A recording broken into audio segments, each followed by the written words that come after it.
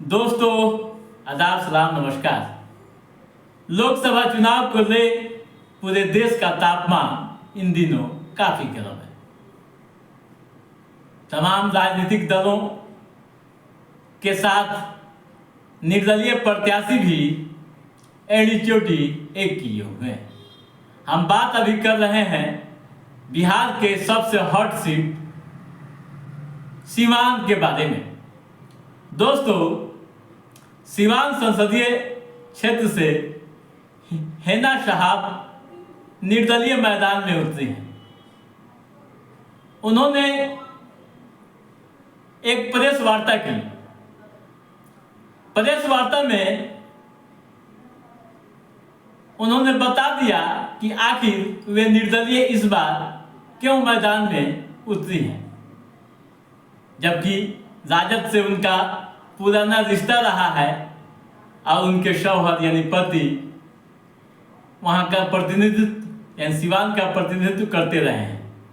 लेकिन इन्होंने इस बार टिकट लेने से क्यों मना कर दिया, सुनिए पहली इनकी जुबान। बताना चाहती हूँ कि सिवान की जनता के बीच मेरी कुछ अहम बातें हैं जिस पर मैं चर्चा करना चाहती हूँ। मैं सिवान की बेटी हिना साहब इस सिवान की मिट्टी में बसी पली बड़ी और यहीं से मेरी शिक्षा दीक्षा हुई है। मैं एक संघर्ष वाली जिंदगी गुजारते हुए आप सबके सहयोग से इस मुकाम पर पहुंची हूँ। हमने कभी अपने जिंदगी में नहीं सोचा था कि मुझे पॉलिटिक्स में आना पड़ेगा। मैं एक हाउस वाइफ थी, मेरे शौहर पॉलिटिक्स में थे। कंटिन्यू उन्होंने 2 बार विधायक जीता, 4 बार एमपी जीता सिवान के लिए, सिर्फ और सिर्फ सिवान के लिए। उन्होंने कभी ये नहीं सोचा था कि मैं सिवान से अलग होकर कोई मंत्री संतरी बनकर बड़े ओहदे पर जाऊं। वो भी सिवान की मिट्टी से जुड़े हुए थे, मैं भी सिवान की मिट्टी से जुड़कर रहना चाहती हूँ। समय समय की बात होती है, आज वो हम लोगों के बीच नहीं है। हमने कंटिन्यू 3 चुनाव लड़ी। मेरी कुछ नॉलेज भी नहीं थी। मैं पहली बार जब मैं 2009 में निकली थी चुनाव के लिए, मैंने नामांकन किया तो मैं बिल्कुल एक आम सी जो औरत होती है, मैं वही थी। धीरे धीरे सभी का सहयोग मिलता रहा, साथ मिलता रहा और मुझे जानकारी होती रही अपने जिला के बारे में। हमारे जिला के जन जन लोग में जब मैं जाती थी तो लोगों का दुख दर्द जो मैं देखती थी, मैं बहुत नजदीक से देखती रही और इसी बीच में चुनाव होते रहे और हम लोग हारते रहे। हारने से मैं कभी घबराई नहीं, क्योंकि हार जीत तो लगी रहती है। और सबसे अहम बात है कि मैं सिवान की बेटी होने के नाते मैं इस दर्द को मैं समझ सकती थी बहुत करीब से। अपने सिवान को जो लोग मिडिल क्लास के थे उनकी अलग परेशानियां हैं, जो लोग निचले तबके के उनकी बहुत सारी परेशानियां, दुखों और तकलीफ की बात है। बहुत सारे मसले हैं सिवान में, लोग नजदीक नहीं जाते हैं उन लोगों के दर्द को सुनते नहीं है। मैंने सुना और सुनने के बाद मैंने फिर निर्णय लिया कि इस बार मुझे निर्दलीय प्रत्याशी के रूप में आना चाहिए। अगर मैं निर्दलीय बन के जाऊंगी जन जन तक तो मुझे हर समाज के लोग मुझे समझेंगे करीब से, और जो मेरी संघर्ष रही है कंटिन्यू मेरे परिवार की, हमारी, मेरे शौहर की, लोग बहुत नजदीक से जानेंगे और समझेंगे। यही सोचकर मैं इस चुनाव में आई हूँ। और जब मैं नामांकन किया तो पहला मेरा यही सोच था कि इस बार हम लोग नामांकन बहुत सिंपल तरीके से करेंगे, क्योंकि हमारे जो भाई बंधु और जो अभिभावक लोग होते हैं, बुजुर्ग लोग होते हैं, उन लोगों को बड़ी परेशानी होती है। हौसला तो बहुत होता है कि हम लोग इस बार नामांकन में जाएंगे और उनका पूरा सहयोग करेंगे, साथ देंगे। लेकिन मैंने सोचा इस कड़क धूप में लोग 3 से 4 घंटे लग जाते हैं प्रक्रिया में नामांकन के, तो उसमें लोगों की परेशानी होगी। उस परेशानी को मैं दिल से ली और मैं अकेले अपने समर्थकों के साथ मैं नामांकन की। ये मेरी पहली सोच थी और इसी सोच के साथ मैं सिवान जिला की मिट्टी से जुड़कर मैं सभी तबके के लोगों को आगे बढ़ाने के लिए मैं आई हूँ। आप सबको इसलिए मैंने निमंत्रण किया है, बुलाया है कि मेरे जो दिल में बात है आपके जन जन तक पहुंचाऊं। आज मेरे सर पे ना मेरे फादर का हाथ है, ना मेरे शौहर का है, ना मेरे ससुर का है।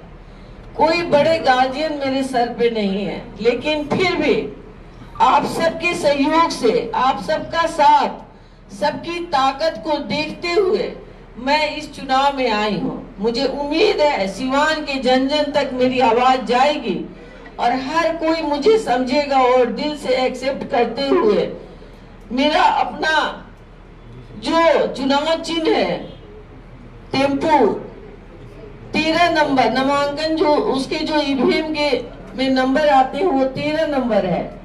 उस पे अपना कीमती वोट ऑटो रिक्शा, उसे आम भाषा में टेम्पो कहते हैं और खास भाषा में ऑटो रिक्शा कहते हैं, उस पे अपना एक एक कीमती वोट देंगे। सभी हमारे बुजुर्गों से मेरी आशीर्वाद मिली है। मुझे आशीर्वाद के साथ साथ मुझे सभी ने आश्वासन भी दिया है कि आप सब आगे बढ़े, मैं आपके साथ हूँ, आप अकेली नहीं है, मैं सभी आपके साथ हैं। यही बात कहनी थी और अपने चुनाव चिन्ह को भी लॉन्च करना था। मैं सब मीडिया बंधु की आभारी हूँ। आप लोग सभी सहयोगी के रूप में मेरे भाई बंधु बच्चे की तरह से वर्क कर रहे हैं।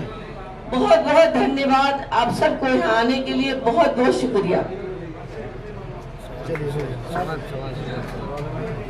सवाल लेना है मैडम, सवाल लेना है, सवाल माइक दीजिए, माइक दीजिए मैडम। सिवान की मैडम सिवान की जनता आपको क्यों वोट दे?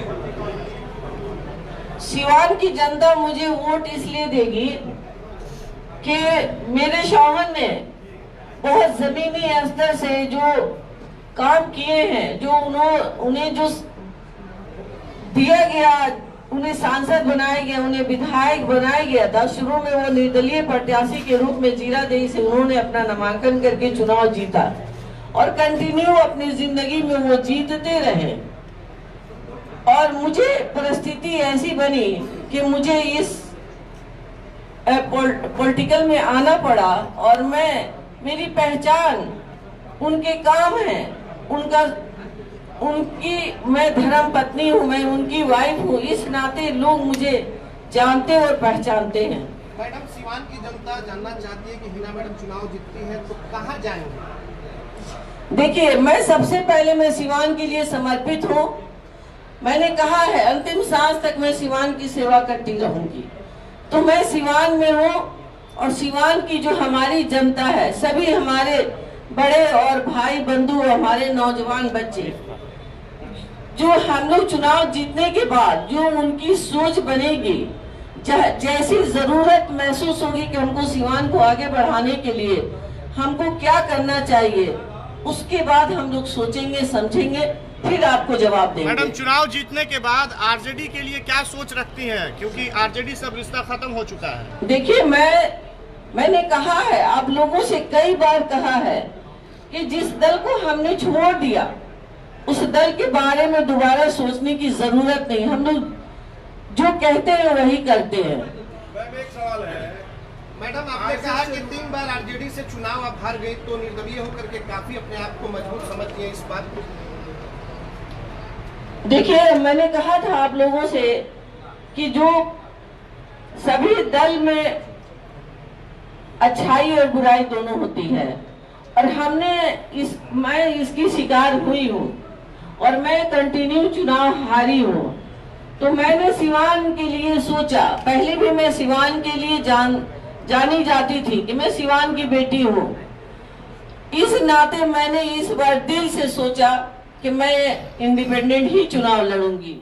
तो आपने सुना हैना साहब की बातें किस तरह से भावुक थी और सिवान वासियों से अपील कर रही थी,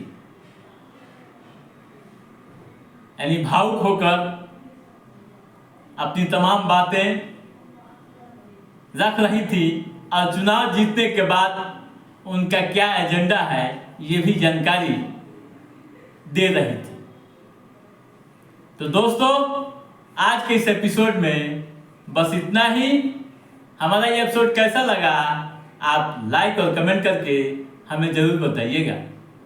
यदि आपने हमारे चैनल को सब्सक्राइब नहीं किया है तो सब्सक्राइब भी कीजिएगा, ताकि पॉलिटिकल गतिविधियों से संबंधित जो भी अपडेट है उसे हम समय समय पर आपके बीच पहुंचाते रहेंगे। तब तक आप अपने दोस्त को दीजिए इजाज़त। नमस्कार।